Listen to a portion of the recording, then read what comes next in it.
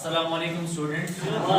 अच्छा, हमारा टॉपिक देखें डिफरेंशिएशन चल रहा था, जिसमें हमने कहा था वो प्रोसेस जिसमें सेल क्या होता है, कोई स्पेसिफिक रोल प्ले करता है। तो आज जो हमारे पास सेल है वो न्यूरॉन सेल है।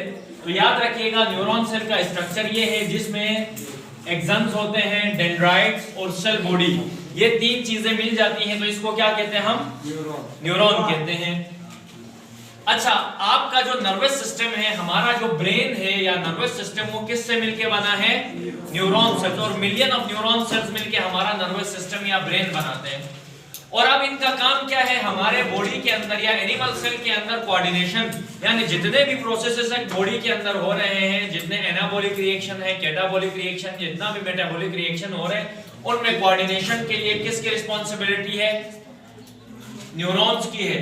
अब स्ट्रक्चर में देखें, ये एक्सन का काम क्या है? देखें, अभी मैं आप लोगों को पढ़ा रहा हूं, तो आपको जो यानी सेल्स इस मैसेज को सेल बॉडी से, यानी which conduct message from the cell body से जो मैसेज कंडक्ट कर रहे हैं उनको क्या कहेंगे? एक्सन्स कहेंगे। सेल बॉडी वो एरिया होता है जहां पे न्यूक्लियस पाया जाता है।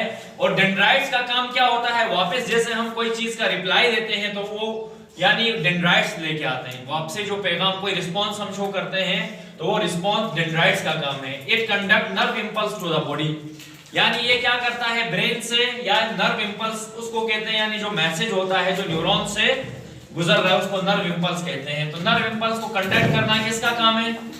डेंड्राइट्स का। और सेल बॉडी क्या होती है? जहां पे न्यूक्लियस हो, और एक्सन ने क्या करना है? मैसेज सेल बॉडी पे लेके आना है। और जो वापसी लेके आएगा, जो कंडक्ट करेगा, रिस्पांस देगा, उन्हें डेंड्राइट्स कहते हैं। और बाकी भी इसकी यानी डिफरेंशिएशन बहुत है। ये ब्रांच होते हैं या अनब्रांच होते हैं, इनमें माइलियन शीट होती है, इनमें नहीं होती। ये बहुत सारे डिफरेंसेस है, लेकिन वो बुक में नहीं है, लेकिन मैंने बता दिया आपको।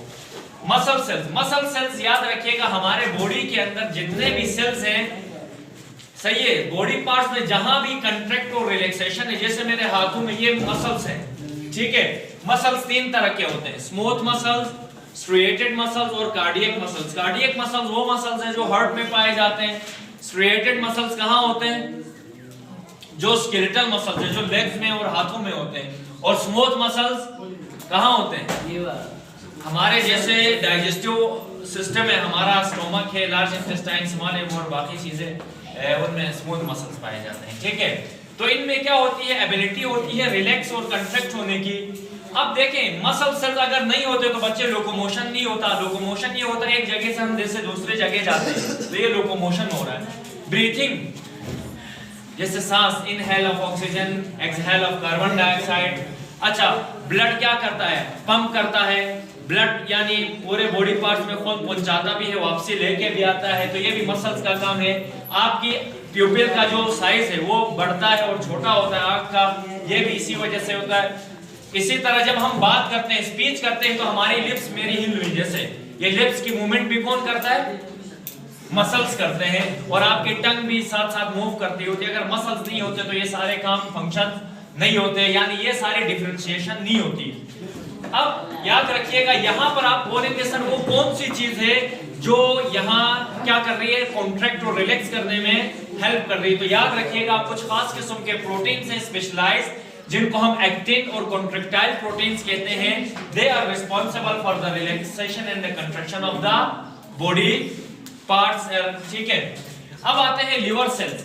लिवर आपको पता है हमारे बॉडी का एक ऑर्गन है, राउंड होता है शेप में, और इसके अंदर क्या होता है? न्यूक्लियस और साइटोप्लाज्मिक ऑर्गेनल्स, जैसे एंडोप्लाज्मिक रेटिकुलम है, गोल्जी बॉडीज है, ये सारे ऑर्गेनल्स इसमें पाए जाते हैं। अब ये लिवर क्यों बनाया गया? लिवर का सबसे पहला काम है ग्लाइकोजन को स्टोर करता है। कार्बोहाइड्रेट्स को यानी एक दूसरे एक बायो मॉलिक्यूल में कन्वर्ट करते हैं, उसको हम कहते हैं ग्लाइकोजन या एनिमल स्टार्च भी इसको कहा जाता है। आयरन को भी स्टोर करता है, विटामिन्स को भी स्टोर करना किसका काम है? लिवर सेल्स का काम है। और डिटॉक्सिफिकेशन, अक्सर हमारे बॉडी के अंदर कुछ ऐसे जहरीले चीजें क्या हो जाती हैं? पैदा हो जाती हैं। अगर वो बॉडी में रहे तो हम बीमार हो सकते हैं या डेथ भी हो सकती है। तो उनकी उस जहरीलेपन को, टॉक्सिसिटी को खत्म करना भी किसका काम है? लिवर सेल्स का काम है। और अक्सर हमारे देखें कट लगता है बॉडी में तो वहां ब्लड ब्लीडिंग होती है और उस ब्लीडिंग में क्लॉटिंग करना भी किसका काम है, यानी वो क्लॉटिंग खास किस्म के प्रोटीन्स होती हैं उनको प्रोड्यूस करना किसका काम है, लिवर का काम है। और याद रखिएगा जैसे हमने कहा था रेड ब्लड सेल्स 120 दिन बाद वो डाई हो जाते हैं, तो उनको रिसाइकिल करना भी किसका काम है, लिवर सेल्स का। तो ये आपके यानी डिफरेंशिएशन वाला टॉपिक और आपके 6 यानी मुख्तलिफ सेल्स कंप्लीट हो गए और उनका रोल आपको पता चल गया।